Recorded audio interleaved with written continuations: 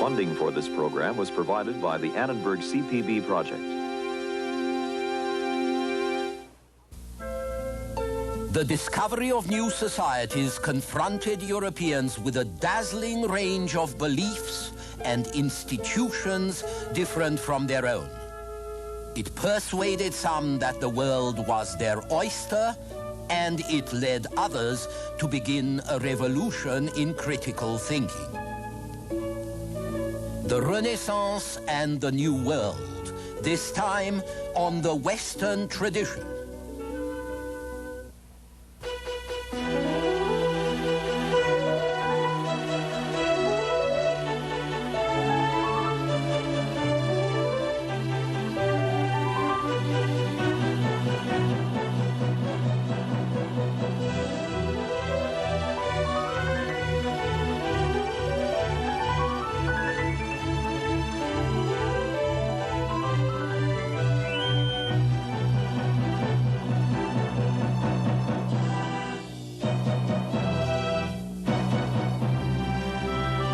Now UCLA professor Eugen Weber's continuing journey through the history of Western civilization. Last time we ended with a confluence of two great movements, the Renaissance and the Age of Discovery in the 15th and 16th centuries. And yet we also saw how many of the material things that made exploration possible came out of the Middle Ages, as did many of the motivations of European governments. Primarily the quest for spices and slaves and converts to Christianity. But what about the explorers themselves? Do they reflect a new Renaissance mentality that we define as modern, or was their vision primarily a medieval one? What kind of men were they? What motivated them? As evidence, we have Richard Chancellor's statement that he was describing his search for a northeast passage in 1553 so that, as he says, he may encourage others to the like travel. Now, this is a very modern kind of self-awareness and an equally modern sense of being part of an evolution, not a one-shot adventure like Marco Polo's trip to China in the 13th century, but an ongoing process. And both are very close to the intellectual temper of the Renaissance. And there is another Renaissance trait which the explorers possessed, and that is their appetite for fame. The passion for glory provides a major theme of Renaissance art, especially with the presentation of distinguished contemporaries as memorable characters from antiquity. This is Gianfrancesco Gonza, an Italian captain general depicted as Mars, the god of war, while his wife Isabella is Venus. Some explorers like Columbus were also fired by missionary zeal. But fame, the desire to be known for having accomplished great deeds, this was a strong component in the explorers' motivation. And that became especially true as more and more travel writing came on the market, as printing spread and began to compete with romances of chivalry. So here you have the search for fame, the search for fortune, but within a context of exactness and full proof, and in a world where it seemed that very few things were still left undone. And if they were undone, that was a good reason for getting them done. And this is very much a Renaissance attitude. But we're on even firmer ground when we turn, oddly enough, to theory. Theory was the fuel of action in the Renaissance as it had not been in the Middle Ages. The revival of antiquity, the rediscovery of theories which appeared to have influenced action in the past, produced new concepts and models for action that would change the world. The humanists, or at least their pupils, really did try to be the all-round men that Cicero praised.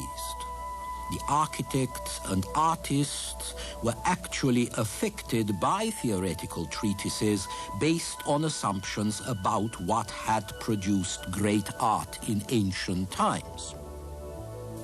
And the soldiers, who now had longer pauses between crises, adopted all sorts of military ideas from the ancients about how to organize their troops, or fortify, or besiege a city. And it might have had the same effect on geography if it hadn't been for the actual voyages which forced Renaissance scholars to reconsider their theories about the size and shape of the world in the light of actual experience. Not all of the classical theories agreed either.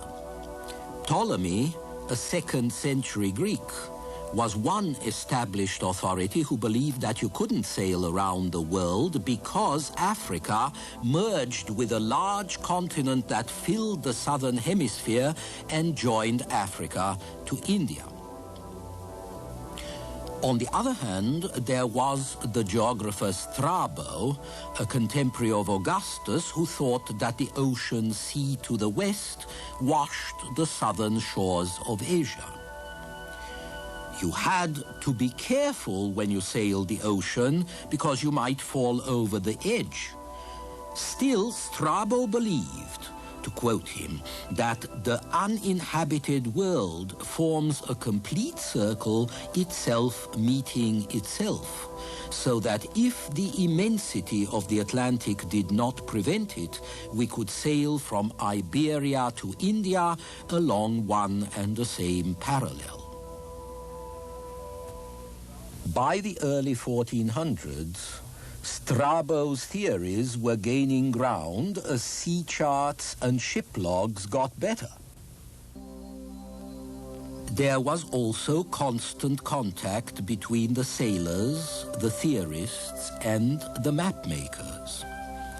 The best example of this could be found at Sagres, at the southwest tip of Portugal, where in the middle 1430s, the Portuguese prince Henry the Navigator, a remarkable figure, founded a small court to which he attracted seamen, cartographers, astronomers, shipbuilders, and instrument makers, and from which, with improved ships and maps and instruments, he sent out expeditions that went further and further down the African coast, practically to the Ivory Coast. Henry's ultimate purpose, and he wasn't alone in this, was to outflank the power of Islam and to establish direct commercial contact with the source of gold and slaves, ivory and spices in Africa and in Asia. So Henry's brother went to Florence to buy maps, and Columbus elicited an important letter from another Florentine geographer, Toscanelli, that assured him that he could get to China by sailing west. And when the sailors made their discoveries, they were quickly recorded in the maps the cartographers drew up and revised for other sailors to use. This map belonged to Columbus. In essence, this process of exploration was the first demonstration of the scientific method, proceeding from hypothesis to experiment and then on to a new hypothesis. And it was demonstrated for all interested men to see in the largest and the most dramatic way.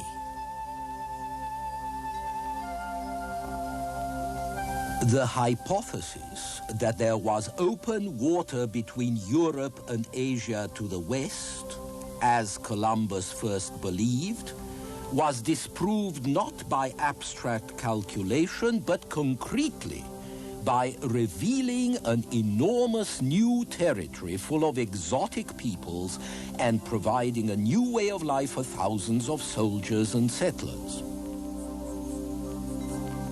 And it was a continuous process with the findings and ideas of one man entered on maps until further experimental voyages disproved them or revised them.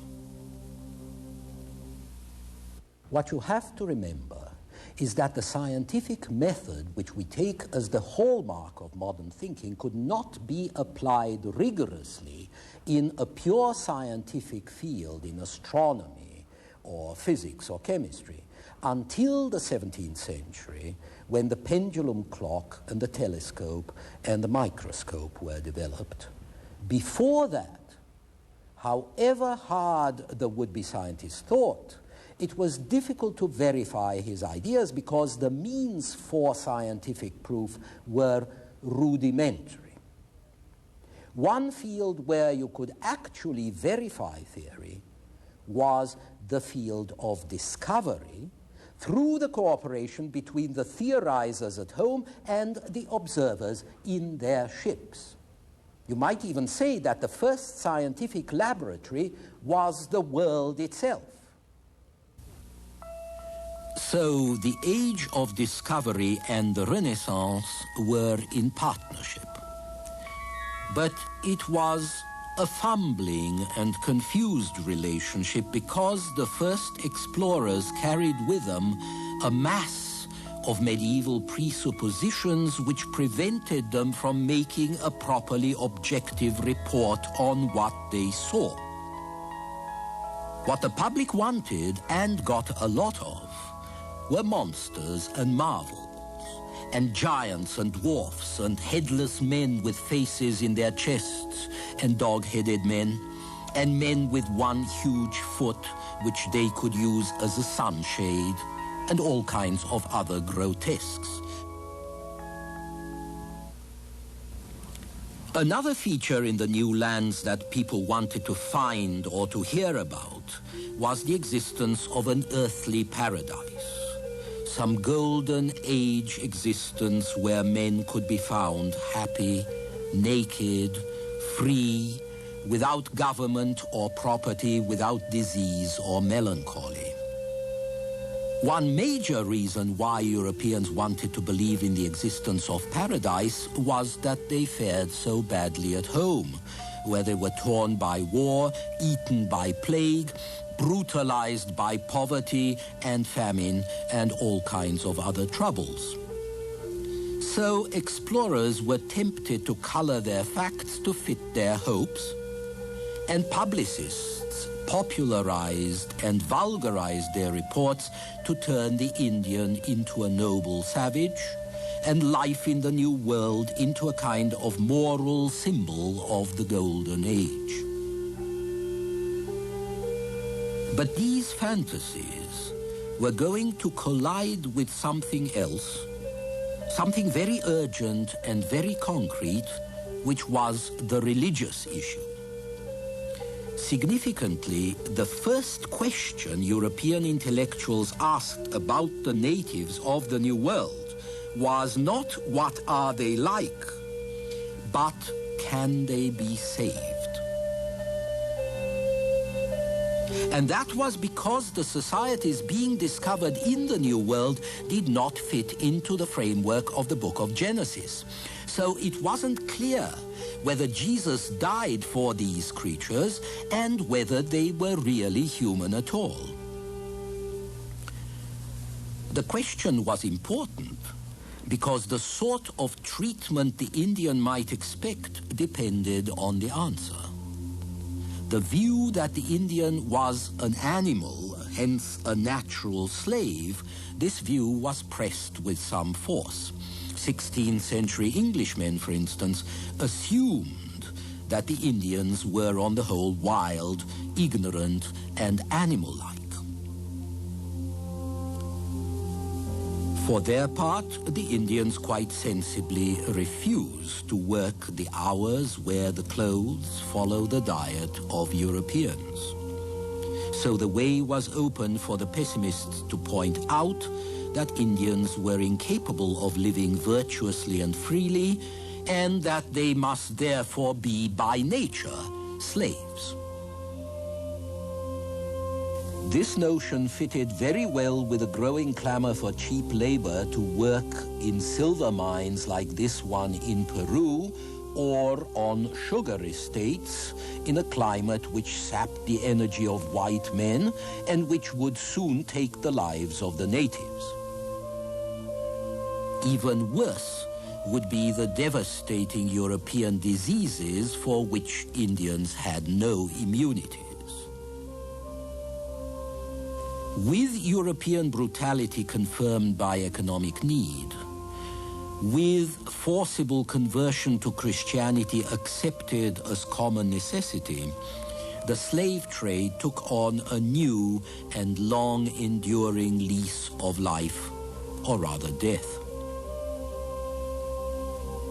While in this painting, a European artist depicts Indians worshipping a column erected by the French explorer Laudonnière. So here we find several further ingredients of the modern world. A new treasury of myth and of incentives on one hand, and on the other, the role of the European as exploiter and colonist, rationalizing his activities by drawing on those very myths to justify his doings. And yet the counter-agents were at work within the experience itself. Above all, the novel tendency to compare and contrast, which arose out of the variety of new information and experience pouring in on Europeans during the Renaissance, where medieval people reasoned by association, learning about one thing by connecting it with something similar. Modern reasoning involves contrast as well as association. This is different from that. What do I learn from the comparison? And this kind of thinking entered our intellectual habits, not only when the humanists of the Renaissance revived the civilization of pre-Christian antiquity and compared it with their own, but also when newly discovered societies all over the world confronted Europeans with a wide range of governments and religions and social habits that were different from their own. But before the sophisticated races of the East or the more primitive races of the West could present thought-provoking contrasts, they had to be seen not merely as picturesque, but as the product of a specific environment. You had to go beyond the striking detail, the nakedness, the war paint. You had to go on to a more anthropological approach.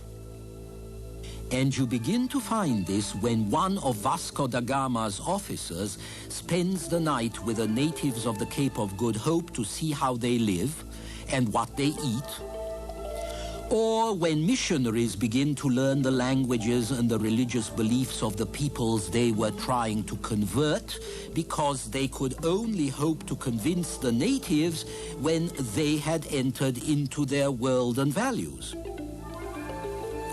And by the 16th century, the greatest mind of the 16th century, I mean Michel de Montaigne, is fascinated by cannibals, by so-called savages who seemed far less savage and far closer to happiness and virtue than his own fellow citizens.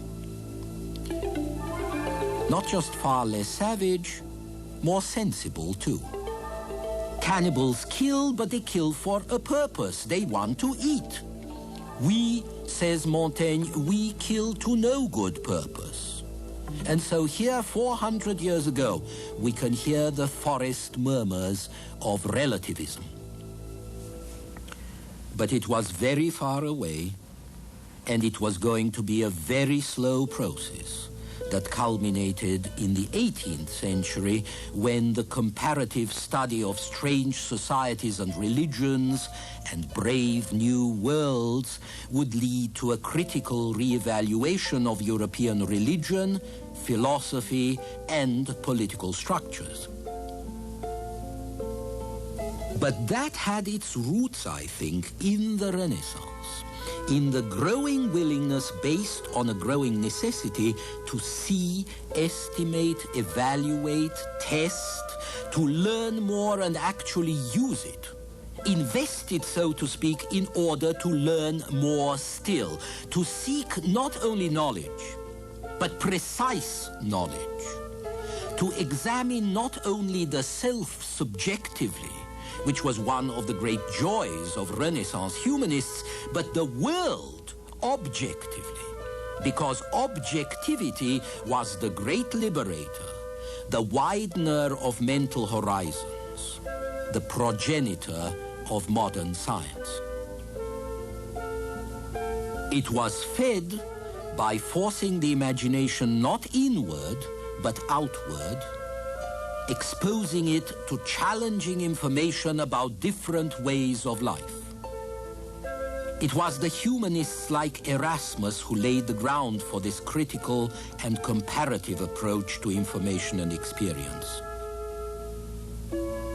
And when Erasmus and the other humanists said that one authority was superior to another, that a Roman author was a better source of wisdom than a doctor of the medieval church, they implied the right to decide between different authorities, and therefore the possibility to judge for yourself. And the best of them, like Leonardo da Vinci, decided to place experience and experiment above any book, above any second-hand authority, and this was something new. Leonardo was not only a great painter of subtlety and understated harmony, he was also a great architect and engineer. His great love was scientific observation, especially anatomy. He was fascinated by the forces that move nature. This sketch is from his study of hydrology, the properties of water.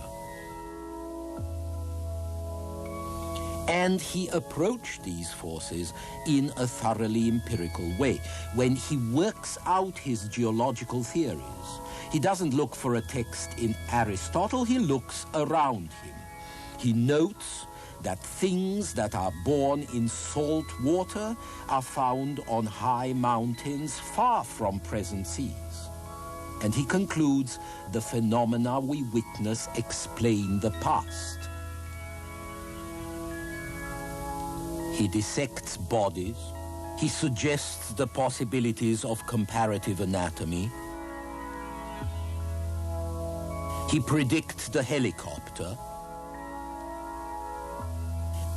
And when he dies in France in 1519, his title is first painter, architect, and mechanic of the king. Soon after Leonardo's death, a French physician, Ambroise Paré, provided the formula of the new scientific approach when he wrote that we have to use the ancients as stilts or towers from which we can see further than they did. But, said Paré, whenever experiment contradicted the ancients, we must follow what we see. Tradition is no use if it just encourages you to go on making other people's mistakes because you're too lazy or too timid to strike out for yourself. I would prefer to do everything by myself than to fall into error with the sages and even with all mankind. Knowledge, says Paré, is a great thing, but only if it is based on experience. This new attitude was going to lead men to examine things for themselves: natural phenomena, political institutions, even the Bible. Until the Renaissance, all these had been accepted simply because they were there. Now they could be considered in terms of appropriateness, effectiveness, and opportunity.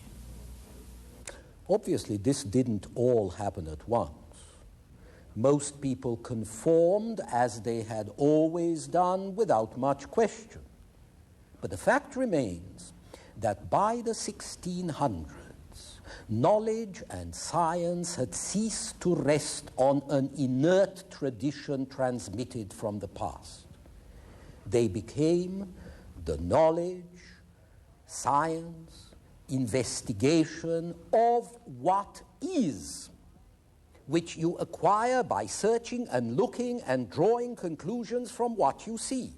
And this is a revolution, or at least it's the beginning of a revolution, as we shall see in the programs ahead.